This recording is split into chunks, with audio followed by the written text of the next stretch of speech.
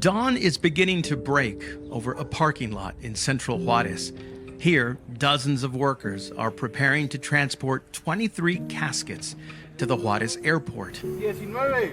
The remains of 17 men from Guatemala and 6 men from Honduras, victims of a fire and casualties of an immigration crisis that shows no signs of slowing down. Juarez police will escort the procession. Officials from Guatemala and Honduras work with their Mexican counterparts to coordinate the transfer. Of course, you're dealing with the federal government, state government, and city governments, so it's hard. Sal Berches owns Berches Funeral Homes. His company was hired by the Mexican government to provide the caskets that are inside those cardboard enclosures.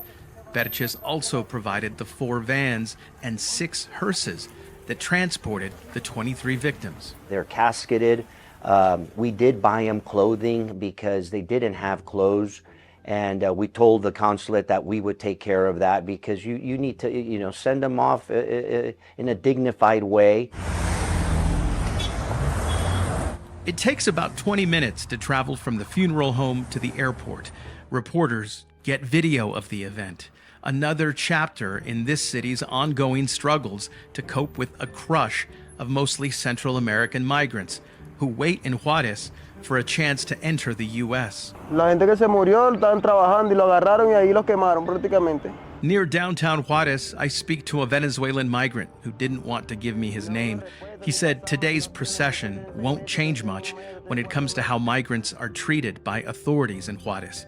He says the migrants are abused and neglected and exhausted.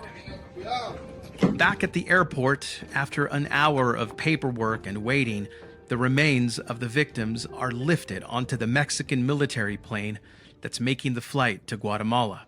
So far, a total of 31 victims have been returned to their home countries. I am honored that they reach out to us, but we're here to help. It's a service-oriented business. It's hard. There's a lot of feelings and things that go on. So even as 31 victims were returned home, the investigation into that tragic fire continues.